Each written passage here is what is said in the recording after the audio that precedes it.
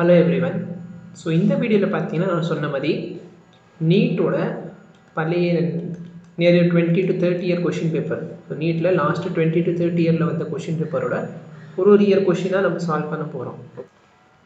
A charge Q is enclosed by a Gaussian spherical surface of radius r. If the radius is double, then the outward electric flux. So flux தான் கேட்டிருக்காங்க. நீங்கள் ரொம்ப ஞாபகம் வச்சுக்கணும், flux தான் கேட்குறாங்க. ஃப்ளக்ஸோட formula என்ன? phi is equal to E dot dA. That is equal to what? Q by epsilon naught. So phi is equal to என்னது? Q by epsilon naught. கரெக்டாக இல்லையா? ஓகே. ஸோ இப்போ என்ன சொல்கிறாங்கன்னா, சார்ஜ் வந்து Qங்கிற சார்ஜ் வச்சுருக்காங்க. ஸோ கேபிட்டல் Q அளவுக்கு ஒரு சார்ஜ் இருக்குது. இது ஒரு சர்ஃபேஸ்க்குள்ளே இருக்குது. ஸோ ஃபஸ்ட்டு வந்து இந்த சர்ஃபேஸ்னு வச்சுக்கோங்க. இங்கே ஒரு சார்ஜ் இருக்குது. இந்த சர்ஃபேஸில் வந்து ஒரு ஃப்ளக்ஸ் வருது. ஃபைங்கிற ஒரு அளவுக்கு ஒரு ஃப்ளக்ஸ் வருது. இப்போ நீங்கள் என்ன பண்ண போகிறீங்க, அதாவது ரேடியஸை வந்து இன்க்ரீஸ் பண்ணிட்டீங்கன்னா ஏரியா வந்து 4 டைம்ஸ் ஆயிடும். ஏன்னா வந்து நம்ம ஏரியா ஃபார்முலா என்ன? 4 pi r square. So radius 2 times ஆச்சுன்னா ஏரியா வந்து 4 டைம்ஸ் இன்க்ரீஸ் ஆகும். ஆனால் ஃப்ளக்ஸ் என்னன்னு கேட்குறேன். ஸோ என்னோட ஃப்ளக்ஸ் ஃபார்முலா என்னது? Q by epsilon naught.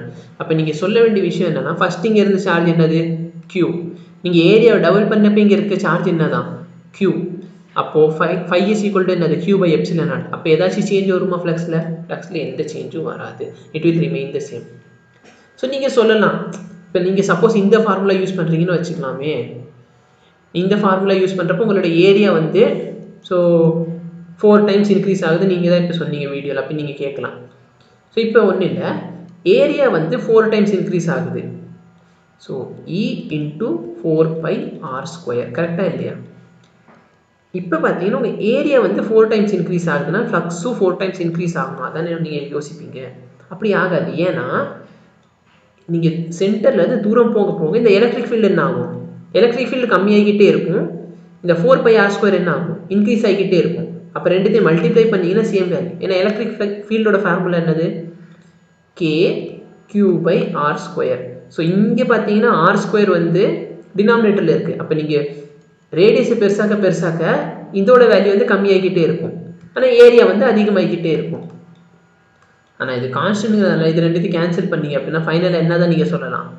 Flux வந்து சார்ஜ் அண்ட் இந்த எப்சிலான் வேல்யூவை பொறுத்து தான் மாறும். ஓகே. ஸோ ஃப்ளக்ஸில் வந்து சார்ஜும் எப்சிலான் வேல்யூ. ஸோ இதே இது கொஷினில் என்ன பண்ணியிருக்கலாம்னா, சார்ஜ் வந்து டபுள் ஆயிருக்கு. அப்போ உங்கள் ஆன்சர் என்ன ஆகும்னா, ஆன்சர் வந்து டபுள் ஆயிருக்கும். இல்லை வந்து நீங்கள் எப்சிலானில் வைக்காமல் ஏதாச்சும் ஒரு மீடியமில் வைக்கிறீங்க, டைஎலக்ட்ரிக் கான்ஸ்டன்ட்டை வந்து வச்சுருக்கீங்க அப்படின்னா என்ன ஆகும்? அப்போ ஃப்ளக்ஸ் சேஞ்ச் ஆகும். ஸோ இந்த மாதிரி இருந்தால் ஓகே. ஆனால் ஏரியா வச்சு கேட்டாலும் சரி, இல்லை எலக்ட்ரிக் ஃபீல்டு டபுள் ஆகுது அந்த மாதிரி சொன்னாலும் சரி, உங்களோட ஃப்ளக்ஸ் என்ன தான்? Flux will remain the same. 2 positive ions each carrying a charge Q are separated by a distance d. So 2 positive ions இருக்குது. ஸோ 2 பேர்கிட்டையும் இருக்கிற சார்ஜ் எவ்வளோனா Q அளவுக்கு சார்ஜ் வச்சுருக்காங்க. செப்பரேட். ஸோ இந்த 2 பேருக்கு நடுவில் இருக்க டிஸ்டன்ஸ் ஆஃப் செப்பரேஷன் பார்த்தீங்கன்னா d. If F is the force of repulsion between the ions. So 2 பேருக்கு நடுவில் இருக்க ஃபோர்ஸ் ஆஃப் ரிப்பல்ஷன் எவ்வளோனா Fன்னு சொல்லியிருக்காங்க. அப்போ நம்மளுக்கு தெரியும் என்ன formula? F is equal to K Q1 Q2 by R. So இங்கே ஆர்க்கு பதிலாக D ஸ்கொயர் பண்ணணும். ஏன்னா டிஸ்டன்ஸ் ஆஃப் செப்பரேஷன் Dன்னு சொல்லியிருக்காங்க. ஓகே. இப்போ என்ன கேட்குறாங்கன்னா, the number of electrons missing. So எவ்வளோ எலக்ட்ரான் வந்து மிஸ் ஆகும் போகுது, இதான் கொஸ்டினில் கேட்டிருக்காங்க. ஸோ இப்போ பாருங்கள், கேவோட வேல்யூ என்னது? 1 by 4 pi epsilon naught. So Q1 Q2 சேம்னால நான் இதுக்கு வந்து Q ஸ்கொயர்னு போட்டுக்க போகிறேன், டிவைடட் பை D ஸ்கொயர். ஓகேயா? இப்போ என்னென்னா நம்மளுக்கு ஃபஸ்ட்டு சார்ஜ் எவ்வளோ போயிருக்குன்னு பார்க்கலாம். ஸோ சார்ஜ் எவ்வளோ போயிருக்கு அப்படின்னு பார்த்தீங்கன்னா, F இன்ட்டு, ஸோ Q மட்டும் இந்த சைடு வச்சுருக்கேன். அப்போ இது எல்லாத்தையும் இந்த சைடு கொண்டு வந்துட்டேன்னா 4 pi epsilon naught D square. So இப்போ பார்த்தீங்கன்னா உங்கள் நியூமரேட்டரில் D ஸ்கொயர் இருக்குது. ஸோ நியூமரேட்டரில் D ஸ்கொயர் இருக்கிற ஃபார்முலா மட்டும் வச்சுக்கலாம். இப்போதைக்கு இந்த ஃபார்முலா, இந்த ஃபார்முலா, இல்லை இந்த ஃபார்முலா. ஏன்னா இதில் தான் நியூமரேட்டரில் என்ன இருக்குது? D ஸ்கொயர் இருக்குது. இந்த ஃபார்முலா வராது, ஏன்னா இதில் வந்து ரெசிப்ரோக்கல் கொடுத்துருக்கேன். ஓகே. இப்போ நம்மளுக்கு தெரிஞ்ச பேசிக் formula Q is equal to NE, அதாவது குவான்டைசேஷன் ஆஃப் சார்ஜஸ். ஸோ இப்போ Qக்கு பதிலாக நீங்கள் NE the whole square is equal to 4 pi epsilon naught D square. So அப்போ N square E square is equal to 4 pi epsilon naught D square. அப்போ N square is equal to 4 pi epsilon naught D square by E square. So இப்போயும் பார்த்தீங்கன்னா D square by E square இருக்கணும். So இந்த ஃபார்முலாவில் பார்த்தீங்கன்னா D square by E square இல்லை, இது வந்து கியூ ஸ்கொயர்னு கொடுத்துருக்கோம். அப்போ இது கிடையாது. ஸோ நெக்ஸ்ட் பார்த்தீங்கன்னா எனக்கு என்ன வேணும், அப்போ n is equal to root of 4 by epsilon naught D square by E square. So இதுதான் உங்களோட answer. Two charges q1 and q2. So ரெண்டு சார்ஜஸ் இருக்குது, q1 அண்ட் q2. இது வந்து சார்ஜ் அட் ஏன்னு வச்சுக்கலாம், இது சார்ஜ் அட் பின்னு வச்சுக்கலாம். ஸோ q1 q2 அப்புறம் போட்டுக்குவோம் நம்ம. So charge at A, charge at B are place 30 centimetre apart. So இந்த டிஸ்டன்ஸ் எவ்வளோ அப்படின்னா 30 சென்டிமீட்டர், இல்லைன்னா என்ன போட்டுக்கலாம் 0.3 மீட்டர் அப்படின்னு எழுதிக்கலாமா. Third charge q3. ஸோ q3ங்கிற ஒரு சார்ஜ் இருக்குது, அது பார்த்தீங்கன்னா 40 சென்டிமீட்டர் அப்பார்ட். ஸோ 40 சென்டிமீட்டர் எப்படி எழுதிக்கலாம் 0.4 மீட்டர் அப்படின்னு எழுதிக்கலாமா. Is moved along the arc. So இந்த மாதிரி 40 சென்டிமீட்டரில் ஒரு சர்க்குலர் ஆர்க் இருக்குன்னு வச்சுக்கலாமே, இப்படி மூவ் பண்ணுறாங்க. இந்த பாயிண்ட் தான் சி, இந்த பாயிண்ட் தான் உங்களோட டி. ஸோ இந்த மாதிரி இந்த பொசிஷன்லேருந்து இந்த பொசிஷனுக்கு மூவ் பண்ணுறதுக்கு அவங்களுக்கு எவ்வளோ பொட்டென்ஷியல் எனர்ஜி சேஞ்ச் ஆகுது அப்படின்னா இந்த பொட்டென்ஷியல் எனர்ஜி சேஞ்ச் ஆகுது. So q3k divide by 4 by epsilon. அப்போ இந்த கேவோட வேல்யூ என்ன, அதான் question. So q3k by 4 by epsilon naught. அப்போ இந்த கேவோட வேல்யூ என்ன. ஸோ நான் டைப் பண்ணுறப்ப மறந்துருப்பேன்.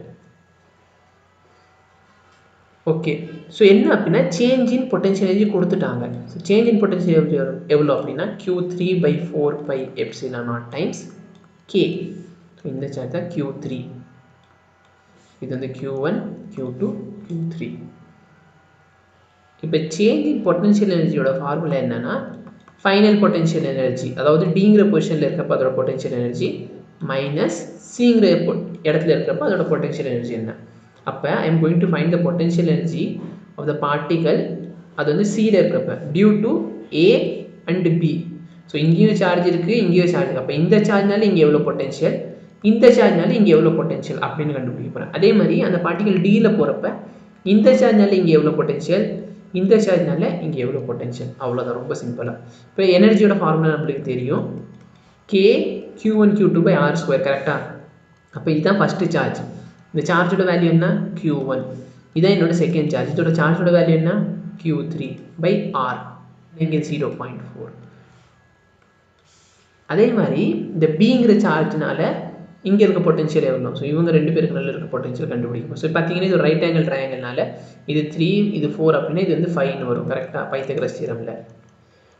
அப்போ ப்ளஸ் கே, இங்கே இருக்க சார்ஜ் வந்து q2, இங்கே இருக்க charge q3 divide by 0.5. So இதுதான் பார்த்தீங்கன்னா ஏ சார்ஜ்னாலையும் பி சார்ஜ்னாலையும் இந்த சிங்கிற பொசிஷனில் இருக்கிற பொட்டென்ஷியல். இதே மாதிரி நான் டிங்கிற பொசிஷனில் இருக்க பொட்டென்ஷியல் கண்டுபிடிக்க போகிறேன். இப்போ டிங்கிற பொசிஷனில் கண்டுபிடிக்கணும்னா இங்கே q3ங்கிற சார்ஜ் இங்கேருந்து இங்கே வந்துருச்சு. இந்த சார்ஜ்னால இங்கே பொட்டென்ஷியல் எவ்வளோ, இந்த சார்ஜ்னால இங்கே பொட்டென்ஷியல் எவ்வளோ. ஸோ ஃபஸ்ட்டு ஏங்கிற சார்ஜ்னால அங்கே பொட்டென்ஷியல் எவ்வளோ அப்படின்னா k q1 q3. இப்போ டிஸ்டன்ஸ் ஆஃப் செப்பரேஷன் எவ்வளோ. ஸோ இங்கே வந்து சர்க்குலர் ஆர்க்கு சொன்னதுனால இங்கே 0.4னா இங்கேயும் 0.4 தான். ப்ளஸ் இப்போ இந்த ரெண்டு சார்ஜ்களில் இருக்க பொட்டென்ஷியல் எனர்ஜி எவ்வளோ. So k q2 q3 divide by 0.1. கரெக்டாக இல்லையா. இப்போ இவங்க ரெண்டு பேரோட பொட்டென்ஷியல் டிஃப்ரென்ஸ், அதாவது இந்த வேல்யூ தான் இங்கே கொடுத்துருக்காங்க. அப்போ நான் ரெண்டு இதை ஈக்குவேட் பண்ண போகிறேன். q3k by 4 pi epsilon naught is equal to, so இது ரெண்டுத்தையும் நான் சப்ராக்ட் பண்ணணும். கரெக்டாக இல்லையா, அதான change in potential energy. Subtract பண்ணுறப்ப இந்த ரெண்டு டேர்ம் வந்து சேமுங்கிறதுனால இந்த ரெண்டு டேர்ம் கேன்சல் ஆயிரும். அப்புறம் இதுலேருந்து நீங்கள் இதை சப்ராக்ட் பண்ணால் போதும். ஸோ இந்த k ஆக்சுவலாக என்ன அப்படின்னா 1/4 pi epsilon naught. So 1/4 pi epsilon naught. இந்த q2 q3 வந்து சேம். கரெக்டாக? இப்போ வெளியே எடுத்துக்கலாம். 1/0.1 minus 1/0.5. ஸோ இந்த q3 இந்த q3 கேன்சல், இந்த 4 pi epsilon naught இந்த 4 pi epsilon naught கேன்சல் ஆயிரும். அப்போ k is equal to q2 into இதோட வேல்யூ மட்டும் கண்டுபிடிச்சா போதும். கரெக்டாக இல்லையா. ஸோ 1/0.1 என்னது. ஸோ ரொம்பவே சிம்பிளான ஆன்சர். 1/0.1 பார்த்தீங்கன்னா 10, 1/0.2 பார்த்தீங்கன்னா 2. அப்போ k equal to q2 into 8 இல்லைன்னா 8q2. ஸோ 8Q2 இருக்கா, இதுதான் உங்களோட கரெக்ட் ஆன்சர். ஸோ சேஞ்ச் இன் பொட்டன்ஷியல் எனர்ஜி கேட்டதுனால நல்லா ஞாபகம் வச்சுக்கோங்க. ஸோ ஒரு பொசிஷனில் இதோட பொட்டன்ஷியல் எனர்ஜி என்ன, அடுத்த பொசிஷனில் இதோட பொட்டன்ஷியல் எனர்ஜி என்ன, அது ரெண்டுத்தோட டிஃப்ரென்ஸ் தான் கண்டுபிடிச்சிருந்தோம். ஓகேயா? ஸோ ரொம்ப சிம்பிளான கொஷின். கொஞ்சம் இது உங்களுக்கு ஸ்லோவாக புரியணும்னு சொல்லி கொடுக்குறதுனால டைம் எடுக்கிற மாதிரி தோணும். நீங்கள் ப்ராக்டிஸ் பண்ணீங்க அப்படின்னா உங்களுக்கே ஸ்பீட் ஆயிரும். As per this diagram, so diagram நான் காமிச்சிடுறேன். இதுதான் உங்கள் டயக்ராம். இது எக்ஸ் ஆக்சிஸ், இது ஒய் ஆக்சிஸ், இது உங்களுடைய ஏ, இது பார்த்தீங்கன்னா உங்களோட பி. இது ரெண்டுத்தையும் இப்படி கனெக்ட் பண்ணியிருக்காங்க. இந்த point O. So as per this diagram plus q is placed at the origin. So plus q சார்ஜை என்ன பண்ணியிருக்காங்கன்னா ஆரிஜினில் ப்ளஸ் ப்ளேஸ் பண்ணியிருக்காங்க. இந்த சார்ஜோட வேல்யூ எவ்வளோன்னா plus q. Work done in taking another charge minus q from A. ஏவோட position என்ன அப்படின்னா 0,A. ஸோ 0,Aலேருந்து A,0க்கு இந்த சார்ஜை கொண்டு போகிறாங்க. புரியுதா இல்லையா? ஸோ இந்த சார்ஜை இங்கேருந்து இங்கே கொண்டு போகிறாங்க along the straight path AB. So என்ன கேட்குறாங்கன்னா எவ்வளோ ஒர்க் பண்ணணும். ஸோ ஒன்றும் இல்லை, நம்ம போன கேஸில் பண்ண அதே தான் பண்ணுறோம். ஸோ ஒர்க் டன் ஒன்றும் கிடையாது, எனர்ஜி. கரெக்டாக இல்லையா? ஒர்க்கும் எனர்ஜி எப்போயுமே சேம். இதை மறந்துடாதீங்க. ஒர்க் டன் கண்டுபிடிச்சாலும் சரி, எனர்ஜின்னு சொன்னாலும் சரி. இப்போ நம்ம எவ்வளோ எனர்ஜியை ஸ்பெண்ட் பண்ண போகிறோம். ஸோ எனர்ஜி ஸ்பெண்ட் பண்ணுறோன்னா என்ன அர்த்தம்? இனிஷியல் எனர்ஜியிலேருந்து ஃபைனல் எனர்ஜி உள்ள டிஃப்ரென்ஸ் தான். ஃபைனல் மைனஸ் இனிஷியல், இதோட வேல்யூ என்ன, இதான் நீங்கள் கண்டுபிடிக்க போகிறீங்க. ஓகேயா? ஸோ இதான் உங்களோட சேஞ்ச் இன் எனர்ஜி இல்லைன்னா work done. So UF, so final இங்கே வரப்போகுது. கரெக்டாக இல்லையா? அப்போ என்ன சார்ஜ் வரது போகுது? ப்ளஸ் கியூங்கிற ஒரு சார்ஜ் வரப்போகுது. ஸோ ஃபைனல் UF இல்லைன்னா UB, பிங்கிற பொசிஷனில் இருக்கப்போ அதோட பொட்டன்ஷியல் என்ன? அப்போ இந்த சார்ஜ்னால இங்கே பொட்டன்ஷியல் எவ்வளோ? ஸோ பொட்டன்ஷியல் எனர்ஜி எவ்வளோ அப்படின்னு பார்த்தீங்கன்னா KQ minus Q. So minus capital Q கொடுத்துருக்காங்க. ஓகே, ஸோ இந்த சார்ஜ் பார்த்தீங்கன்னா மைனஸ் கேபிட்டல் Q, இங்கே மைனஸ் கேபிட்டல் Q இருக்குது. டிவைட் பை இங்கே டிஸ்டன்ஸ் ஆஃப் செப்பரேஷன் எவ்வளோ? இதுலேருந்து இதுக்கு இருக்கிற டிஸ்டன்ஸ் பார்த்தீங்கன்னா A. அப்போ A உங்களோட UA இனிஷியல் இந்த பொசிஷன்.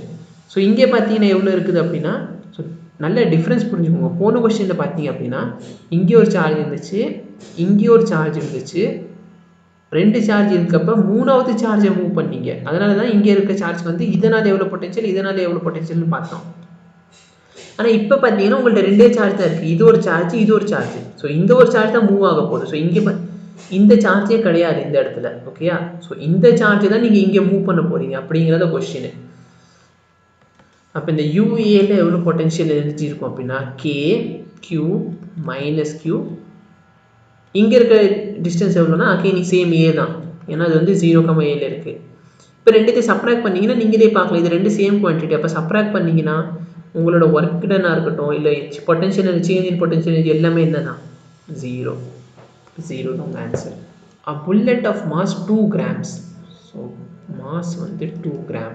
ஸோ கிராம் கிலோகிராம் பார்த்தோம்னா 2 × 10⁻³ kilogram. having a charge of 2 microcoulomb. So charge கொடுத்துட்டாங்க 2 microcoulomb. ஸோ மைக்ரோகூலும் நீங்கள் எப்படி எழுதிக்கலாம்? 2 × 10⁻⁻6 coulomb. Through what potential must it be accelerated? So potential கேட்குறாங்க. Starting from the rest to acquire a speed of 10 m/s. So starting speed ரெஸ்ட்னு சொன்னார். Starting speed 0. Final என்ன ஸ்பீடுக்கு வரப்போகுது? 10 m/s. ஏன்னா பொட்டென்ஷியல் டிஃப்ரென்ஸ் கேட்டிருக்கான். ஆனால் உங்களுக்கு ஞாபகம் இருக்கும், நம்ம ஒரு ஃபார்முலா என்ன பண்ணோம்னா, நம்மள்ட்ட பொட்டென்ஷியல் இருக்கிறப்ப ஃபோர்ஸ் கேட்டிருந்தான். கரெக்டாக இல்லையா? ஸோ பொட்டென்ஷியல் இருக்கிறப்ப ஃபோர்ஸ் வேணும்னா என்ன பண்ணோம்? இந்த பொட்டென்ஷியலை dV/dL எழுதணுமா? அப்போ இப்போ என்கிட்ட பொட்டென்ஷியல் வேணும் அப்படின்னா = QEன்னு எழுதணும். கரெக்டாக இல்லையா?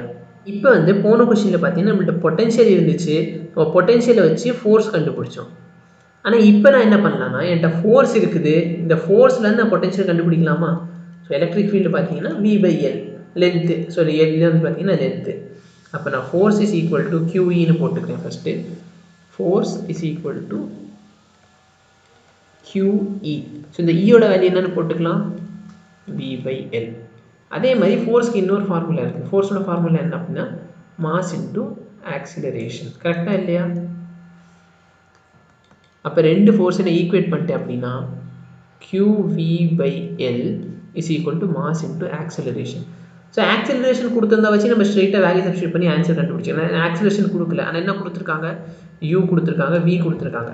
அப்போ வந்து நம்ம 9th-லையும் 11th-லையும் படித்த ஒரு ஃபார்முலா ஈக்குவேஷன்ஸ் ஆஃப் மோஷனில் என்ன அப்படின்னா, so 2AS is equal to V² minus U². So S பார்த்தீங்கன்னா டிஸ்டன்ஸ். ஸோ நம்ம டிஸ்டன்ஸ்க்கு வந்து எல்லுன்னு எடுத்திருக்கோம். அப்போ 2AL is equal to V² minus U². So யூவோட வேல்யூ என்ன? 0. அப்போ 0 ஸ்கொயர் பண்ணாலும் உங்களுக்கு 0. அப்போது என்னோட A is equal to V². So Vயோட வேல்யூ என்ன? 10. 10 ஸ்கொயர் பண்ணிங்கன்னா உங்களுக்கு 100 மைனஸ் டிவைடட் பை, ஸோ இங்கே 2 into L இருக்குது. அப்போ 2L டினாமினேட்டரில் வச்சுக்கிறேன். இதை கேன்சல் பண்ணிங்கன்னா 50/L. இதுதான் உங்களோட A வேல்யூ. இப்போ நீங்கள் வேல்யூ எல்லாத்தையும் சப்ஸ்டியூட் பண்ணிங்கன்னா இது வந்து 50/L. இந்த L கேன்சல் ஆயிடுச்சுன்னா Q into V is equal to, so mass இருக்குது, மாஸ் ஆக்சிலரேஷனோட வேல்யூ தான் 50/L. அப்போ Q into V is equal to M into 50. அப்போ V is equal to M. M-ஓட வேல்யூ என்ன? 2 into 10⁻³ into 50 divided by Q. Q-ஓட value என்னது? 2 into 10⁻⁻6. இது cancel ஆயிடுச்சு. ஸோ இந்த 10⁻⁻6 வந்து மேலே போச்சுன்னா 10⁻+6 ஆயிரும். ஸோ இங்கே -3 இருக்குது, இங்கே +6. அப்போ 10⁻3. அப்போ 50 into 10⁻3. ஸோ 50 into 10⁻3 எதுவுமே இல்லை ஆப்ஷன். ஆனால் என்ன கொடுத்தாங்க? 10⁻3க்கு வந்து நம்ம என்ன பண்ணிக்கலாம்? கிலோ வோல்ட்னு எழுதிக்கலாமா? ஸோ இதுதான் உங்கள் ஆன்சர். ஸோ ஒரு ஃபிகர் இருக்குது என்ன அப்படின்னா, இதுதான் உங்களுடைய டயக்ராமு. இந்த மாதிரி கொடுத்துருக்காங்க electric field lines. So A, B, C. இது point A, B, C. So ஏங்கிற ஒரு பாயிண்ட்டில் பார்த்தீங்கன்னா எலக்ட்ரிக் ஃபீல்ட் பொட்டன்ஷியல் வந்து VA, பிங்கிற பாயிண்ட்டோட பொட்டன்ஷியல் VB, சிங்கிற பாயிண்ட்டோட பொட்டன்ஷியல் VC. அப்போ இதில் எது வந்து கரெக்ட் அப்படின்னு கேட்டிருக்காங்க. ஸோ ரொம்ப சிம்பிள். என்ன அப்படின்னா, இப்போ எலக்ட்ரிக் ஃபீல்டு வெளியே போகுதா, இந்த டைரக்ஷனில் போகுது. அப்போ என்ன அர்த்தம்னா, இங்கே தான் உங்கள் பாசிட்டிவ் இருக்குது, இங்கே தான் உங்களோட நெகட்டிவ் இருக்குது. ஸோ எந்த இடத்துல பொட்டன்ஷியல் அதிகமாக இருக்கும்? இந்த பாசிட்டிவ் பக்கத்தில் தானே உங்கள் பொட்டன்ஷியல் அதிகமாக இருக்கும். தூரம் போக போக போக உங்கள் பொட்டன்ஷியல் வந்து கம்மியாகிக்கிட்டே இருக்கும். இதுதான் நம்மளோட பேசிக் ரூல்ஸே. அப்போது இந்த பாசிட்டிவ்க்கு பக்கத்தில் என்ன சார்ஜஸ் இருக்குது? இந்த ஏவும் பியும் தான் பக்கத்தில் இருக்குது. அப்போ இங்கே பொட்டன்ஷியல் அதிகமாக இருக்கும், இங்கே போக போக பொட்டன்ஷியல் என்ன ஆயிரும்? கம்மியாயிரும். ஸோ அதே இது நான் வந்து கொஸ்டினை கொஞ்சம் இப்படி மாற்றிக்கிறேன்னு வச்சுக்கோங்களேன். இப்படி இருக்குன்னு வச்சுக்கோங்க.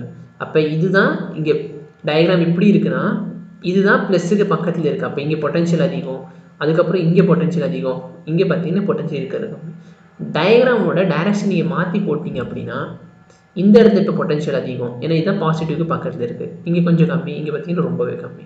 சரி, இப்போ நம்ம கொஸ்டினை மட்டும் ஃபாலோ பண்ணுவோம். இது பார்த்தீங்கன்னா ப்ளஸ் சார்ஜுக்கு பக்கத்தில் இருக்கிறதுனால இங்கே பார்த்தீங்கன்னா பொட்டன்ஷியல் வந்து சேமாக இருக்கும், அதாவது ரொம்ப அதிகமாகவும் இருக்கும், சேமாகவும் இருக்கும்.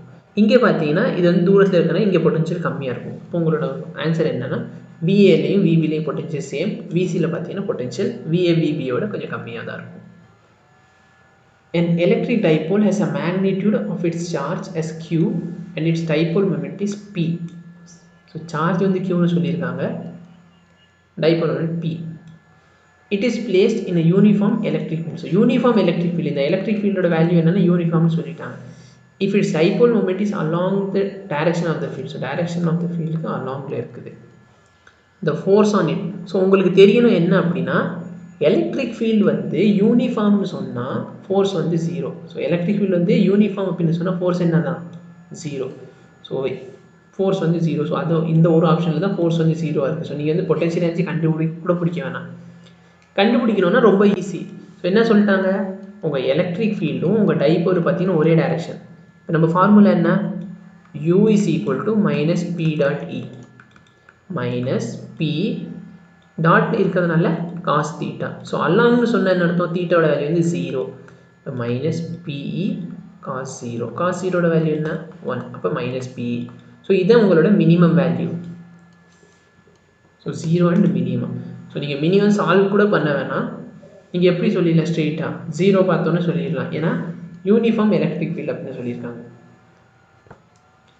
An electric dipole is kept in a non-uniform electric field. So போன கேஸில் வந்து uniform electric field. So uniform electric ஃபீல்டில் பார்த்தீங்கன்னா ஃபோர்ஸ் 0, ஆனால் டார்க் இருக்கும். டார்க் வந்து பார்த்தீங்கன்னா P cross Eன்னு வரும், ஆனால் ஃபோர்ஸ் 0 ஆயிரும். இப்போ பார்த்தீங்கன்னா நான் யூனிஃபார்ம் எலக்ட்ரிக் ஃபீல்டுன்னு சொன்னால் உங்களுக்கு ஃபோர்ஸும் இருக்கும், டார்க்கும் இருக்கும். ஸோ ஃபோர்ஸும் இருக்கும் டார்க்கும் இருக்கும். ஸோ ரொம்பவே சிம்பிளான ஒரு question. Question number 15. If an identical charges minus q are placed at each corner of the cube. So மொத்த க்யூப்ல மொத்தம் எத்தனை கார்னர் இருக்குன்னு நம்மளுக்கு தெரியணும். ஓகே, ஸோ இதான் நம்ம க்யூபோட டயக்ராம். அப்படின்னா இந்த க்யூப்ல எத்தனை கார்னர் இருக்கும் அது நம்மளுக்கு ஃபஸ்ட்டு தெரியணும். ஸோ மேலே 4 கார்னரா, 3 4, அதே மாதிரி கீழே 4 கார்னர் இருக்குமா? ஸோ மொத்தம் பார்த்தீங்கன்னா 8 கார்னர் இருக்குது. கரெக்டாக இல்லையா? க்யூப்ல 8 கார்னர், இல்லைன்னா 8 வெர்டிசஸ்ன்னு படிச்சிருப்பீங்க. ஸோ இதான் உங்கள் க்யூப். அப்படின்னா 8 கார்னர் இருக்குது. இந்த லென்த்து பார்த்துட்டிங்க, ஹெச்சோட லென்த்து பார்த்தீங்கன்னா B. Then the potential energy of the charge q which is placed at the center of the cube. So க்யூபோட சென்டரில் ஒரு சார்ஜை பிளேஸ் பண்ணியிருக்காங்க. ஸோ ஃபஸ்ட்டு பார்த்தீங்கன்னா இது வந்து என்ன டிஸ்டன்ஸில் பிளேஸ் ஆகிருக்கு அப்படின்னு கண்டுபிடிக்கணும். ஸோ நான் வந்து ஃபஸ்ட்டு உங்களுக்கு இந்த பாட்டம் சைடு இருக்குல்ல, இந்த பாட்டம் சைடை மட்டும் வரைகிறேன். ஓகேயா? ஸோ இதான் உங்கள் பாட்டம் சைடு. அப்படின்னா இதோட சைடு வந்து பி பி. கரெக்டாக இல்லையா? அப்போ இந்த வேல்யூ என்ன வரும்? இது வந்து √2b. இது வந்து எப்படி √2 வந்துச்சுன்னா ரொம்ப சிம்பிள், பைத்தகரஸ் தியரம். சரிங்களா?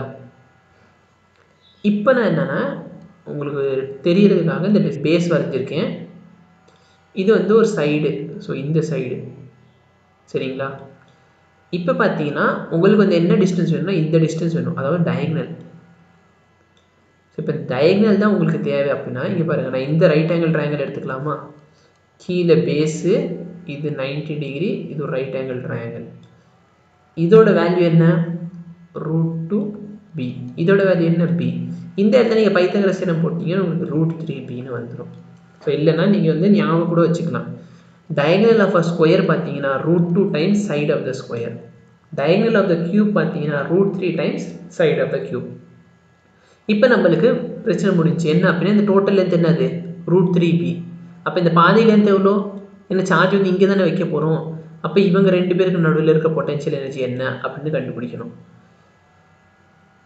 அப்போது இதோட டிஸ்டன்ஸ் எவ்வளோ? ஸோ டோட்டல் வந்து √3bன்னு இந்த பாதி டிஸ்டன்ஸ் வந்து √3b/2. இதான் உங்களோட என்னது? டிஸ்டன்ஸ். சரி, இப்போ பார்த்தீங்கன்னா இந்த சார்ஜில் இந்த சார்ஜ்னால எவ்வளோ பொட்டன்ஷியல், இந்த சார்ஜ்னால எவ்வளோ பொட்டன்ஷியல், இந்த சார்ஜ்னால எவ்வளோ பொட்டன்ஷியல், இந்த சார்ஜ், ஸோ ஒரு சார்ஜ்னால எவ்வளோ பொட்டன்ஷியல் இருக்க போகுது அப்படின்னு கண்டுபிடிக்கணும்.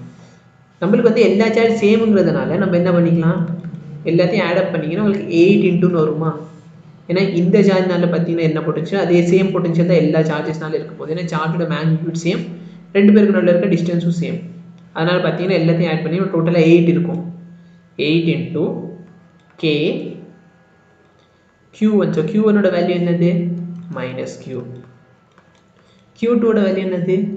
q divide by r. Distance எவ்வளோ? இந்த r.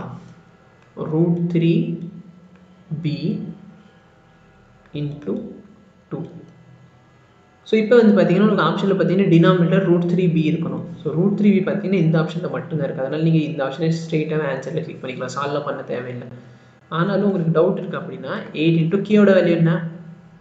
1/4πε0 times -q. ஸோ இந்த மைனஸ் இருக்கா?